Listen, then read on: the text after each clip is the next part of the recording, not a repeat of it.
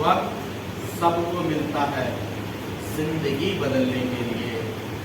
वक्त सबको मिलता है जिंदगी बदलने के लिए, पर जिंदगी दोबारा नहीं मिलता वक्त को बदलने के लिए, पर जिंदगी दोबारा नहीं मिलता वक्त को बदलने के लिए। तो बच्चों, आज हम फिर आपके सामने लेके आए हैं एक नया वीडियो। इसमें बहुत सारे ऑब्जेक्टिव क्वेश्चन का कलेक्शन है जो आपके बोर्ड एग्जाम के लिए बहुत ज़्यादा इम्पोर्टेंट है। तो आज देखते हैं आज का हम लोग का टारगेट क्या है, क्या हमें पढ़ने हैं। तो चलिए उस समय को गवाए बगैर हम लोग अपनी वीडियो को स्टार्ट कर रहे हैं। बट उससे पहले मैं आपको बता दूं, यदि आप मेरे चैनल पे नए हैं तो मेरे चैनल को सब्सक्राइब करें और बेल आइकन को दबा दें, ताकि जैसे ही मैं वीडियो अपलोड करूं आपको पहले नोटिफिकेशन मिल जाए। धन्यवाद। तो आज का पहला क्वेश्चन है, संघनन बहुलीकरण का उत्पाद है, यानी संघनन बहुलीकरण के फलस्वरूप बनने वाला प्रोडक्ट कौन सा है। मैंने आपको पढ़ाया था बहुलीकरण के प्रकार में योगात्मक बहुलीकरण, संघनन बहुलीकरण। योगात्मक बहुलीकरण वैसा बहुलीकरण होता था जिसमें बहुलीकरण के दौरान, यानी कि जब मोनोमर आपस में जुड़कर पॉलीमर बनाते थे तो पॉलीमर बनने के दौरान छोटे छोटे अणु बाहर नहीं निकलते हैं। और संघनन बहुलीकरण में क्या होता है, जब मोनोमर आपस में जुड़ते हैं तो छोटे छोटे अणु बाहर निकलते हैं। तो इस तरह की जो बहुलीकरण होता है इसे संघनन बहुलीकरण कहते हैं।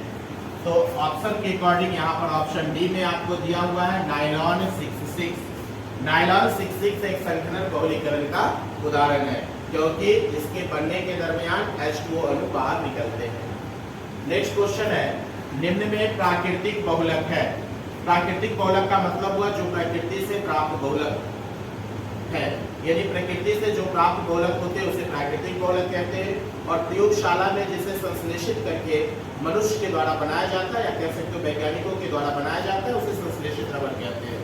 तो आप देख लो, प्रोटीन है, सेलुलोज है, रबर है, ये सभी जो है ना प्राकृतिक बहुलक के उदाहरण है, प्राकृतिक बहुलक के उदाहरण। नेक्स्ट है, इथेन के बहुलीकरण द्वारा पॉलीथीन का निर्माण होता है। इथेन के बहुलीकरण से क्या बनता है, पॉलीथीन। आपको मैंने बताया था पॉलीथीन दो प्रकार के होते हैं, एक होते हैं LDP लो डेंसिटी पॉलीथीन और एक होता है HDP हाई डेंसिटी पॉलीथीन।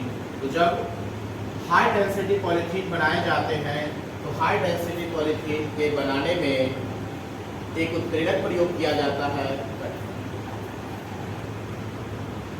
हाँ, तो बच्चों मैं क्या बता रहा था, हाई डेंसिटी की जो पॉलीथीन होती है उसको बनाने में एक उत्प्रेरक प्रयोग में लाया जाता है, जिस उत्प्रेरक का नाम होता है ज़िगलर-नाटा उत्प्रेरक या ज़िगलर-नट्टा उत्प्रेरक।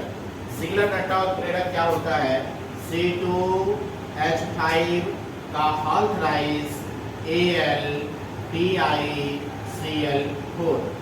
आपको MCQ क्वेश्चन में भी ये क्वेश्चन पूछे जाते हैं कि निम्नलिखित में से ज़िगलर-नाटा उत्प्रेरक कौन सा है।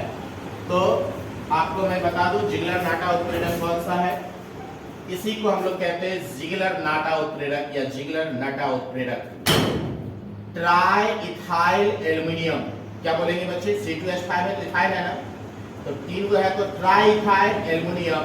और टेट्राक्लोरो, क्लोरो कितने हैं, 4, टेट्राक्लोरो टाइटेनियम, इसे ही ज़िगलर-नाटा उत्प्रेरक कहा जाता है। ज़िगलर-नाटा या ज़िगलर-नट्टा उत्प्रेरक कहा जाता है। तो इसके ऑप्शन के अकॉर्डिंग आपका ये हो जाएगा। नेक्स्ट है क्वेश्चन, नेचुरल रबर बहुलक है। नेचुरल रबर या आपको दे सकता है प्राकृतिक रबर। तो जान जाइए प्राकृतिक रबर जो है ना वो आइसोप्रीन का बहुलक है। प्राकृतिक रबर किसका बहुलक है, आइसोप्रीन का। नेक्स्ट है, प्राकृतिक रबर है। प्राकृतिक रबर है मतलब इनमें से कौन कौन से आपके प्राकृतिक रबर है। तो प्रोटीन प्राकृतिक का मतलब मैंने अभी बताया, जो प्रकृति से प्राप्त होते हैं, प्रकृति से प्राप्त होते हैं। तो जैसे प्रोटीन हो गया, सेलुलोज हो गया, स्टार्च। स्टार्च का मतलब होता है मंड। चावल बनता है ना, तो चावल बनने के प्रकरण में आजकल तो अब कुकर में बनना शुरू हो गया है।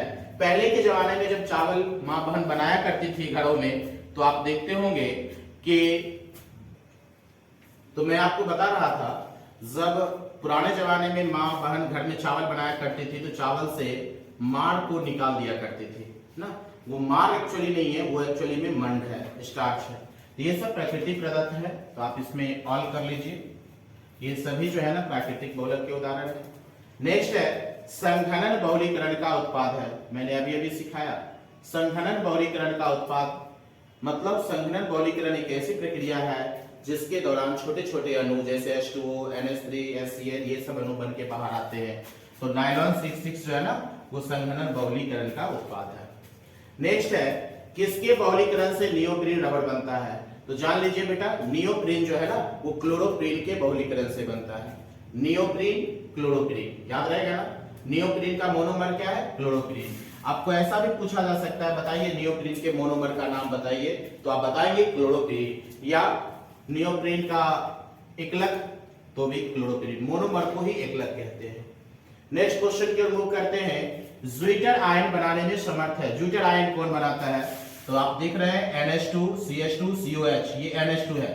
NH2 CH2 COOH को हम लोग ज्विटर आयन बोलते हैं। नेक्स्ट क्वेश्चन है प्राकृतिक रबर बहुलक है। प्राकृतिक रबर किसका बहुलक है? तो मैं बता दूं प्राकृतिक रबर जिसको नेचुरल रबर कहते हैं 2-मिथाइल ब्यूटा 1,3-डाइल का बहुलक है। देखो ब्यूटा 1,3-डाइल, ब्यूटा है तो 4 कार्बन का स्ट्रक्चर बनेगा 1 2 3 4, 1 2 3 4 है ना। ब्यूट के लिए कितने कार्बन का स्ट्रक्चर? 4 कार्बन का। 1 और 3 से डबल बॉन्ड है, डाइल है ना, तो 1 से डबल बॉन्ड लगा दीजिए और 3 से डबल बॉन्ड लगा दीजिए। तो 1 और 3 से डबल बॉन्ड है तो डाइल हो गया। 2 से मेथाइल को लगा दीजिए, 2 से क्या लगा दीजिए? यहाँ पे मेथाइल को लगा दीजिए। बाद बाकी वैलेंस को हाइड्रोजन से कंप्लीट कर दीजिए। कार्बन यहाँ पे 2 वैलेंस को पूरा किया तो यहाँ पर कितने हाइड्रोजन लगेंगे? 2। यहाँ पर इस कार्बन ने 2 3 और 4 वैलेंस पूरा हो गया। इसका 1 2 3 तो 1 हाइड्रोजन डाल दीजिए, और इस कार्बन के लिए 2 वैलेंस है तो यहाँ पे 2 हाइड्रोजन डाल दीजिए। यही है 2-मेथाइल ब्यूटा 1,3-डाइल, इसी को बोलते हैं 2-मिथाइल ब्यूटा 1,3-डाइल। तो प्राकृतिक रबर का मोनोमर 2-मिथाइल ब्यूटा 1,3-डाइल होता है या एकलक होता है। नेक्स्ट क्वेश्चन है पॉलीइस्टर जिसको हम लोग कपड़ा भी वगैरह सब यूज करते हैं ना, लोग बोलता है पॉलिस्टर, एक्चुअल में वो होता है पॉली और ईस्टर, दोनों से मिलकर बना है पॉलिस्टर। पॉलिस्टर जो है ना, पॉलिस्टर क्या है? टेरिलीन। पॉलिस्टर जो है ना, पॉलिस्टर एक बहुलक है जो टेरिलीन से बनता है, या इसे आप डेक्रोन भी कह सकते हो। टेरिलीन का दूसरा नाम डेक्रोन है, नोट कर लीजिए आप। टेरिलीन जो कि एक मोनोमर है और उसी मोनोमर से ये पॉलीइस्टर बनता है। नेक्स्ट है नायलॉन 66 प्राप्त होता है। तो मैंने आपको सिखाया है थ्योरी क्लास में, नायलॉन 66 जो बनता है वो एडिपिक एसिड और हेक्सामेथिलीन डायएमीन दोनों के मिलाने से, यानी दोनों ही मोनोमर होते हैं। यानी कि नायलॉन 66 का मोनोमर अगर पूछा जाए या एकलक पूछा जाए तो आप बता सकते हो एडिपिक एसिड होता है और हेक्सामेथिलीन डायएमीन होता है। दोनों के n अणु जब आपस में जुड़ते हैं ना तो बनाते हैं नायलॉन 66। यानी कि नायलॉन 66 जो बहुलक है वो किसका है? एडिपिक एसिड और हेक्सामेथिलीन डायएमीन का। नेक्स्ट क्वेश्चन है थर्मोस्टेटिक पॉलीमर या थर्मोस्टेटिक प्लास्टिक भी लोग बोलते हैं। आपको पढ़ाया गया होगा ये 2 प्रकार के होते हैं, एक थर्मोस्टेटिक होता है, एक थर्मोप्लास्टिक होता है। थर्मोस्टेटिक प्लास्टिक जो होते हैं ना, थर्मोप्लास्टिक है ना, थर्मोप्लास्टिक वैसे प्लास्टिक होते हैं। इसका थर्मोस्टेटिक पॉलीमर का उदाहरण क्या होता है बेटा? बेकेलाइट होता है। फिर हम लोग मिलते हैं नेक्स्ट क्लास में, तब तक के लिए धन्यवाद।